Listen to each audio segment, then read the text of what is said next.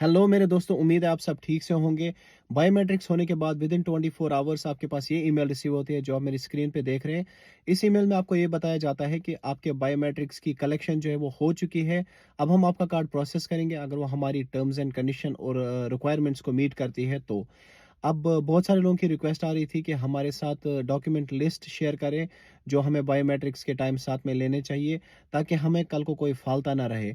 और साथ ही साथ में जो आईमा का नया सेंटर खुला है महात्मा गांधी लिस्बन में, उसका एक्सपीरियंस हमारे साथ शेयर करें। जितने भी दोस्तों के अभी बायोमेट्रिक्स होने वाले हैं महात्मा गांधी में, उनको मैं एक चीज़ बता दूं कि आपको हमेशा ये एक्सपेक्ट करना चाहिए कि आपको हमेशा डिले मिलेगा वहाँ पर। अब डिले क्यों मिलता है वहाँ पर, मैं आपको एक्सप्लेन करता हूँ। जो महात्मा गांधी है वहाँ पर सिर्फ 200-250 लोगों के बायोमेट्रिक्स नहीं लिए जाते दिन में। वहाँ पर लगभग 2-2,500 लोगों के बायोमेट्रिक्स लिए जाते हैं। तो मान लीजिए अगर आपका स्लॉट जो था वो 9 बजे था, यानी 9 बजे आप एक्सपेक्ट कर रहे थे कि मैं अंदर जाऊँगा, मैं अपने बायोमेट्रिक्स दे दूँगा। ऐसा वहाँ पर नहीं होता है, बल्कि इसका रिवर्स होता है। आप 9 बजे देखोगे कि वहाँ पर उन्होंने स्लॉट्स के हिसाब से लाइनें बनाई होती है, तो आप 9 बजे बाहर ही वेट करते रहोगे। रीज़न ये है क्योंकि वो हमेशा डिले चलते हैं, अंदर जल्दी बायोमेट्रिक्स नहीं हो पाते, जिसकी वजह से थोड़ा वहाँ पर डिले उनको देखना पड़ता है। कभी आधा घंटा, कभी 1 घंटा, कभी 15 मिनट, कभी 20 मिनट। डिले आपको देखने को ज़रूर मिलेगा। तो ये एक्सपेक्टेशन आपको नहीं रखनी चाहिए कि एग्ज़ैक्टली 9 के 9 बजे ही आपके बायोमेट्रिक्स होंगे या 10 के 10 बजे आपके बायोमेट्रिक्स होंगे। अब मैंने यहाँ पर एक चीज़ नोटिस की, जो लोग लॉयर ले जाते हैं उनका ये बेनिफिट है, अगर उनका स्लॉट 9 बजे था और वो डिले चल रहे हैं, यानी आइमा जो है वो डिले चल रहा है, तो उनकी लॉयर जो है वो सिक्योरिटी गार्ड से बात करती है और उनको अंदर ले जाती है। तो ये एक मैंने उनका बेनिफिट देखा जो लोग लॉयर लेके जाते हैं, यानी टाइम के हिसाब से उनको अंदर लिया जाता है।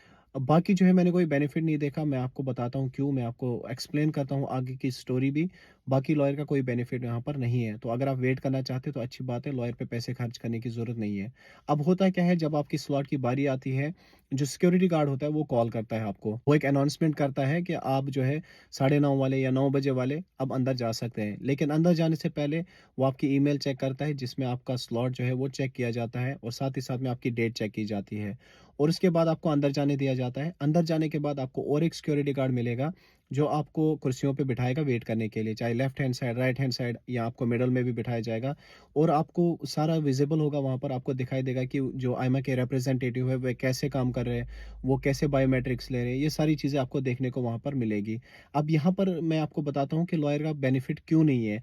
अब जो लोग बाहर से अंदर आए थे, वो भी उसी क्यू में खड़े होते हैं, वो हमारे साथ ही वहीं पर रहते हैं। तो जैसे ही हमारी टर्न आएगी, अगर वो हमसे पहले जाने का ट्राई करते हैं तो सिक्योरिटी गार्ड मना कर देता है उनको, या लॉयर अगर ट्राई करती है कि इसकी मैं अपॉइंटमेंट पहले ले लूँ, तो सिक्योरिटी गार्ड जो है वो मना कर देता है, वो रोक देता है वहाँ पर। अंदर कोई बस नहीं चलता लॉयर का, अंदर फालतू में लॉयर होते हैं, वो बस खड़े रहते हैं कोने में और कुछ नहीं करते।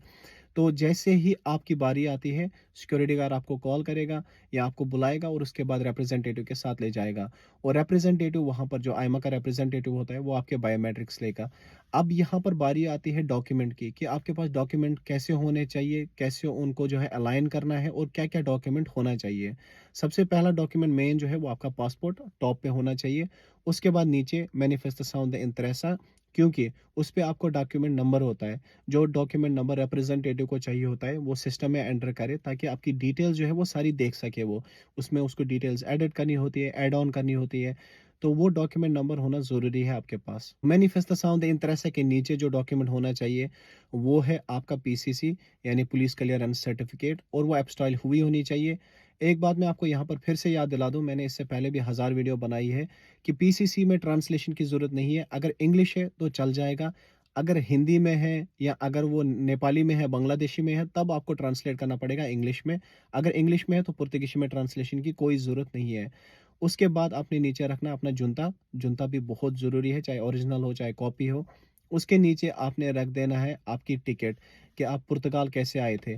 अगर बस से आए थे या चाहे आप जो है ट्रेन से आए थे, चाहे प्लेन से आए थे। अगर आपके पास टिकट नहीं है तो आपके पास जो सेफ एंट्री है, लीगल एंट्री जिसे हम बोलते हैं, तो वो डॉक्यूमेंट आप रख सकते हैं। अगर लीगल एंट्री भी नहीं है, टिकट भी नहीं है, तब आपको चाहिए जो ज़रूरी डॉक्यूमेंट है ये, उसमें आपको चाहिए डिक्लेरेशन लॉयर की तरफ से कि आप कैसे आए थे यहाँ पर। तो ये ज़रूरी है सबमिट करना, इसके बिना आपका जो बायोमेट्रिक्स का प्रोसेस है या आपका कार्ड का जो प्रोसेस है, वो कंप्लीट नहीं होता है। उसके बाद ऐड ऑन एडिशनल डॉक्यूमेंट्स होते हैं, जैसे आपका निफ़ हो गया, सुगरंसा हो गया और साथ ही साथ में कॉन्ट्रैक्ट हो गया, वर्क डिक्लेरेशन हो गया, ये सारे ऐड ऑन्स है, ये सारे एडिशनल्स है। अगर आपके पास होंगे वेल एंड गुड, नहीं भी होंगे तो आपको कोई फ़र्क वहाँ पर नहीं पड़ेगा। अब अगर आपको यहाँ पर इंग्लिश भी नहीं आती है, आपको पुर्तगीशी भी नहीं आती, आपको सिर्फ़ हिंदी आती है और आपको डर लगता है कि आपको जवाब देना पड़ेगा वहाँ पर, कोई जवाब नहीं देना होता है। वो जो उनके एम्प्लॉइज़ है वो इतने कोऑपरेटिव है, वो इतने ट्रेन्ड है, वो सारा चेक खुद ही करते हैं। आपने डॉक्यूमेंट लिस्ट सामने रख दिया, वो आपको कुछ नहीं बोलेंगे। आपने सिर्फ़ वेट करना है कि वो कब बोलेगा आपको कि आप राइट साइड में चले जाओ, जहाँ पर और एक लेडी होती है जो आपके बायोमेट्रिक्स लेगी एक्चुअल में। तो सारा जो लिस्ट है, सारा लिस्ट वो खुद ही अरेंज कर लेगा और सारे डॉक्यूमेंट डिटेल जो है वो खुद ही भर देगा ऑनलाइन। वही पोर्टल, सेम पोर्टल जो हमारे पास है, वही पोर्टल उनके पास है। आपका डॉक्यूमेंट नंबर डाल के वो पोर्टल एक्सेस कर लेता है, क्योंकि हमारे पास जो है अब एक्सेस नहीं होता है। जब हम डॉक्यूमेंट्स अपलोड करते हैं उसके बाद हम नहीं कोई भी डिटेल्स एडिट कर सकते। उनके पास ये ऑथराइजेशन है, वो ये डिटेल्स एडिट कर सकते हैं। तो अब होता क्या है, जो जैसे ही वो डिटेल्स एडिट करता है वो मैच करता है कि आपका पासपोर्ट का जो नंबर है, आपके पासपोर्ट में जो नाम है, आपके फादर का नाम, आपकी मदर का नाम, आपका डेट ऑफ बर्थ, सारी डिटेल्स वो एक्चुअल में चेक करता है कि सही है या नहीं है। तो मेरी आपसे एक एडवाइस है कि आप साथ ही साथ में उसको फॉलो करते रहें, क्योंकि आपको भी सिस्टम क्लियर दिखेगा। कभी-कभार उनका क्या होता है, दिमाग खराब हो जाता है, वो दिन में 200-250 लोगों को अटेंड करते हैं। तो जहाँ पर मान लीजिए अगर आपके नाम में कुछ आई था, उन्होंने ए लिख दिया गलती से, फिर आपको एडिट करनी पड़ेगी, फिर आपको अननेसेसरी ट्रबल होगा।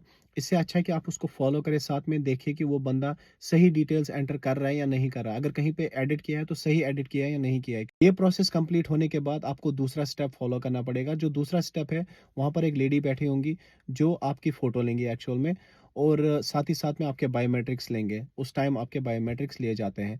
तो दीवार के साथ आपको खड़ा किया जाता है, वहाँ पर आपको बताया जाता है कि आपकी फ़ोटो ली जाएगी अब, और आपने अपना कॉलर जो है वो ठीक करना है, आपने अपने बाल जो है वो ठीक करने हैं, क्योंकि फ़ोटो जो है हमारी स्मार्ट आनी चाहिए।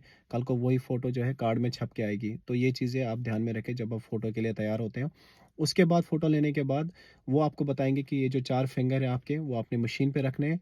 ये लेफ्ट हैंड साइड के 4 फिंगर, राइट हैंड साइड के 4 फिंगर मशीन पे रखने के बाद आपके जो फिंगरप्रिंट्स है वो स्कैन किए जाते हैं। तो जैसे ही आपके फिंगरप्रिंट्स स्कैन हो गए, ये सारा डेटा है आपका, ये सारा प्रोसेस है बायोमेट्रिक का, इससे ज़्यादा आपका कुछ नहीं करना पड़ता।